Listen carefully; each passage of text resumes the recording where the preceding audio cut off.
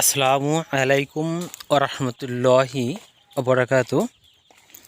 Mariam BD Bangla YouTube চ্যানেলের পক্ষ থেকে আপনাদেরকে সবাইকে স্বাগতম। বন্ধুরা, আপনারা সবাই কেমন আছেন? আলহামদুলিল্লাহ, আমি আপনাদের দোয়া এবং ভালোবাসাতে অনেক ভালো আছি।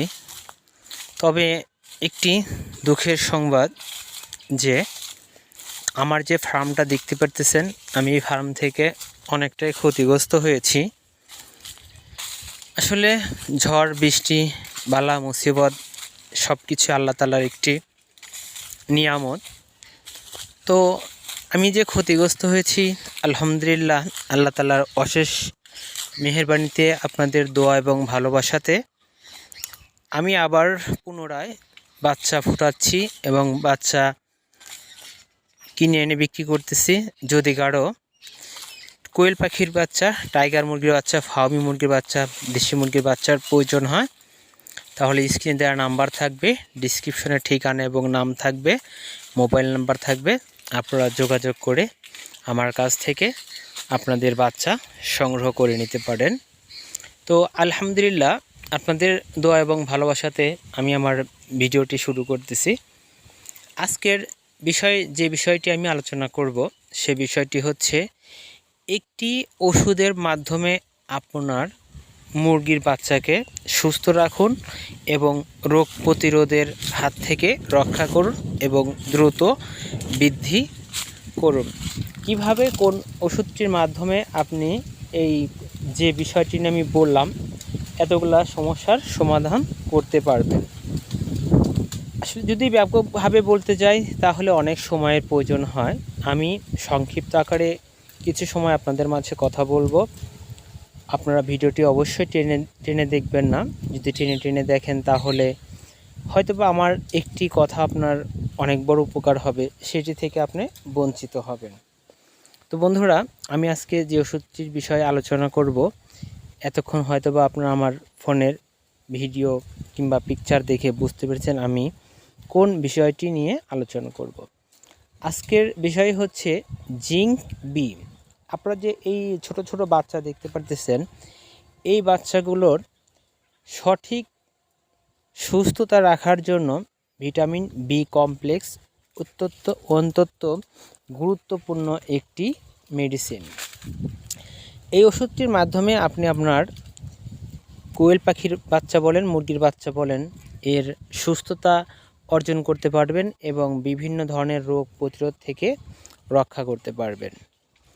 আমরা যারা খামারি কিংবা নতুন খামারি আছি, দেখা যায় যারা নতুন খামারি আছি অনেকেই এই জিঙ্ক বি এর যে ব্যবহার, সেই ব্যবহারটি আমরা সঠিকভাবে করতে পারি না কিংবা করিও না।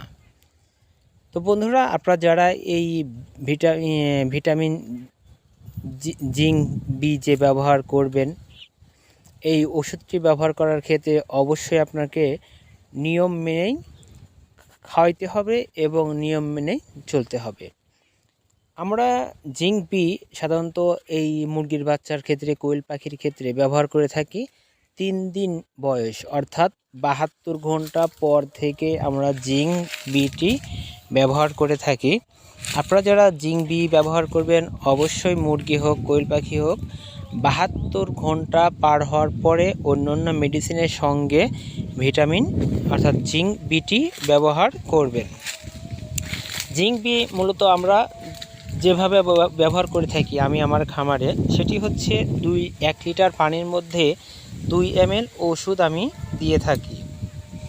1 লিটার পানির মধ্যে 2 ml ওষুধ দিলে পারে দেখা যায় যে আপনার ছোট বাচ্চার যে ধকল থাকে, রোগ প্রতিরোধ ক্ষমতা একটু কম থাকে, আরও রুচির যে অভাবটা থাকে, এই ওষুধটা পিট আপনারা 3 থেকে 5 দিন ব্যবহার করবেন প্রতিদিন রাত্রের বেলা। ছোট মুরগির ক্ষেত্রে প্রতিদিন রাত্রে আপনারা এই ওষুধটি ব্যবহার করবেন। আমি আমার খামারে রাত্রের দিকেই ব্যবহার করে থাকি। দেখেন এই ওষুধগুলা দেওয়ার পর দেখেন মুরগির বাচ্চাগুলো খুব দ্রুত সে খাচ্ছে এবং সুস্থতা। আমার বাচ্চাগুলো কিন্তু দেখেন একটাও অসুস্থ নেই। এই বাচ্চাগুলা বিক্রি করা হবে। আপনাদের যাদের প্রয়োজন যোগাযোগ করবেন, ইনশাল্লাহ আমি আমার সাধ্য অনুযায়ী আপনাদেরকে বাচ্চা দেওয়ার জন্য চেষ্টা করব। তো বন্ধুরা, আপনারা যারা ভিটামিন অর্থাৎ জিঙ্ক বি ব্যবহার করবেন, অবশ্যই একজন ভালো ভেটেরিনারির কাছ থেকে যোগাযোগ করে ওষুধের নিয়ম মাত্রা মেনে আপনারা ব্যবহার করবেন। আমি আমার খামারে সপ্তাহে না মাসিক যে কোনো 5 দিন জিঙ্ক বি ব্যবহার করে থাকি। ছোট বাচ্চার ক্ষেত্রে, মুরগির ক্ষেত্রে মাসে যে কোনো 5 দিন ব্যবহার করে থাকি, অর্থাৎ যে মুরগিগুলো রানিং ডিম পাড়া সেগুলোর ক্ষেত্রেও আমি এই জিঙ্ক বি ব্যবহার করে থাকি। তো আপনারা যারা জিঙ্ক বি ব্যবহার করবেন এই কারণেই করবেন, কারণ হচ্ছে আপনি আপনার মুরগিকে যদি রোগ প্রতিরোধ ক্ষমতার হাত থেকে রক্ষা করতে চান, অবশ্যই জিঙ্ক বি ব্যবহার করতে হবে। আপনার মুরগির খাবার চাহিদা কমে গেলে, অর্থাৎ রুচি যদি কম থাকে, তাহলে অবশ্যই জিঙ্ক বি ব্যবহার করবেন।